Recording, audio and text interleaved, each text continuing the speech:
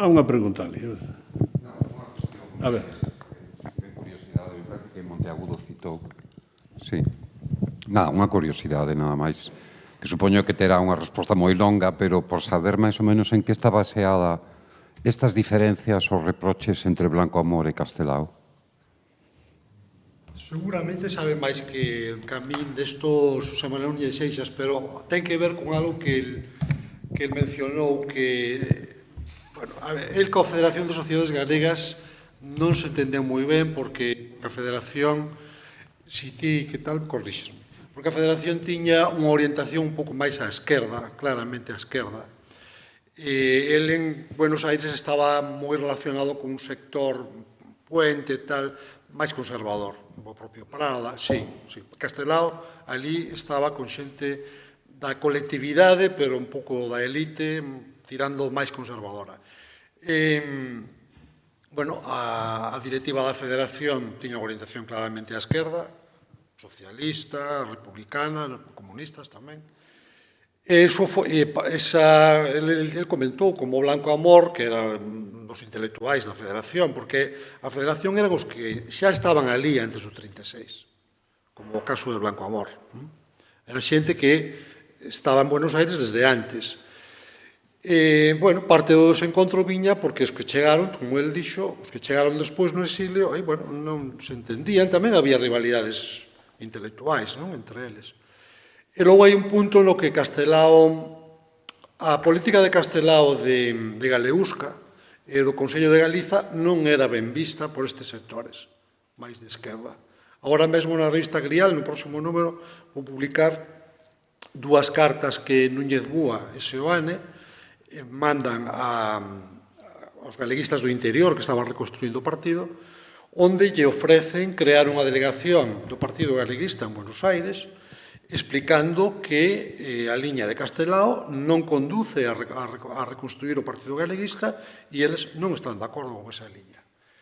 Entón, concretamente, no caso da Federación non era tanto un desencontro entre galeguistas, sino máis ben un desencontro cun sector de esquerda republicana. E a iniciativa de Castelao de crear centros provinciais, como tamén explicou el, que se empezan a crear no 42 ou 43. Primeiro do Ourense, non? Despois Lugo, 42, 43. Era, visto desde a Federación, era unha especie de contrapolítica. A Federación agrupaba todas as sociedades comarcais, locais, parroquiais, 400 e pico, xa estaban afiliadas á Federación.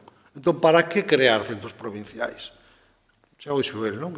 Blanco Amor dille, pero vamos a ver, vostedes non están en contra da división de Galicia en provincias. Entón, a que ven crear? Bueno, non sei se me explico. Aí hai varios elementos de choque que teñen que ver con concepcións políticas, con estrategias políticas e tamén con estrategias de traballo dentro da colectividade. Non sei se... Sí, no, estou totalmente de acordo.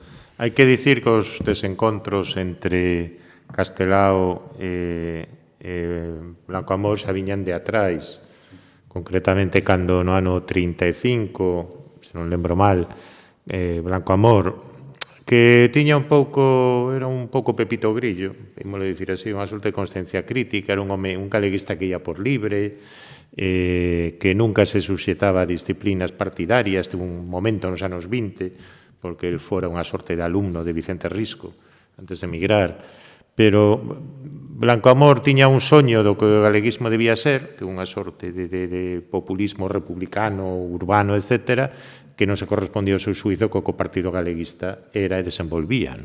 E aí xa teñen unha primeira tirapuxa epistolar no ano 35, pero ao mesmo tempo entre eles había unha fonda e mutua admiración intelectual.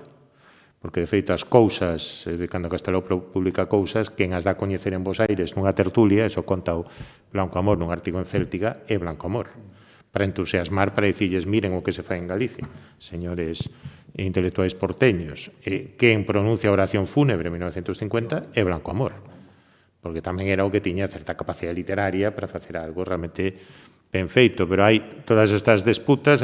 Hai que ter en conta tamén que, claro,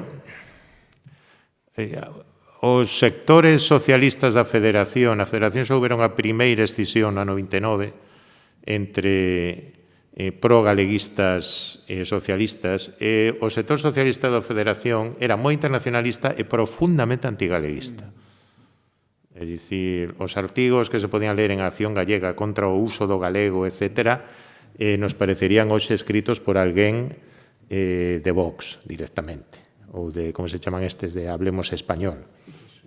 Só co argumento, o único variable argumento, de que temos que ir con un idioma universal, entre mentres, adoptemos o castelán. E, ademais, había outro elemento, que era o galego a que nos lembra, a aldea, que nos lembra aquelas discusións de xente maior, o caciquismo, o atraso. Temos que ir. Iso se modera nos anos 40, así que é certo que aí a presencia de castelouros exilados fai que na Federación eses tons desaparezan. Pero a fonda antipatía cara ao galeguismo que hai nalgúns sectores da esquerda emigrante, digamos, persiste. E despois ven, sobre todo, a estrategia confederal, o discurso confederal de Galeusca non gostaba. É dicir, a Federación, que Blancamor dio tamén neste artigo, nosotros os emigrantes, nos o que queríamos era a restauración da República e os estatutos de autonomía, e estaba ben así. Para que agora crear máis frontes divisionistas? Por poñelo así, tendo en conta que eran dous intelectuais que tamén tiñan os seus egos, etc., etc., que isto sempre pasa. Tamén hai que dicir que logo hai unha especie de, digamos, de reconciliación, porque, como se señalou agora, Blanco Amor dá o discurso do enterro de Castelao, a oración fúnebre da Blanco Amor. Ele é o que se encarga de editar Alba de Gloria, que tamén aparece nos 50, é Blanco Amor o que se prepara a edición da Alba de Gloria, ao mesmo tempo que outro intelectual que estaba máis ou menos nesa liña, aínda que non abertamente polémico con Castelao, que era Luis Seoane. Realmente Luis Seoane é o que se encarga, acabo de comentar ahora Ángeles, que hai tamén cartas na Penzol que botan bastante luz sobre o proceso de produción de cruces de pedra. É Seoane realmente que se fai cargo da edición de cruces de pedra, o que está ali ao pé do cañón corrixindo probas e levando a imprenta e tal, é Seoane. Seoane foi o que fixo posible materialmente que se editase ese libro. É dicir, que as discusións ao final eles mesmos se decatan que foron, disensións de momentos determinados, pero que non teñen nada que ver coa figura, digamos, coa estatura histórica que ten a figura de Castelao, que ademais eles foron, tanto Blanco Amor como Seoane, foron dos grandes contribuidores a crear o mito de Castelao. Realmente son, digamos, momentos concretos de discusión entre eles, pero que ao final, eles mesmos se decatan de que a dimensión da figura de Castelao vai moito máis alá que eses desacordos que teñen. Moi ben. Alguna pregunta máis? Bueno, pois se non é así, entonces cerramos esta primeira sesión dos momentos en Pontevedra con máis sabiduría do que trouxemos aquí, polo menos os que asistimos, os que falaron, creo que xa traían, e ata outra próxima convidada que nos poidamos ver aquí ou en outro lugar. Gracias a todos pola súa asistencia.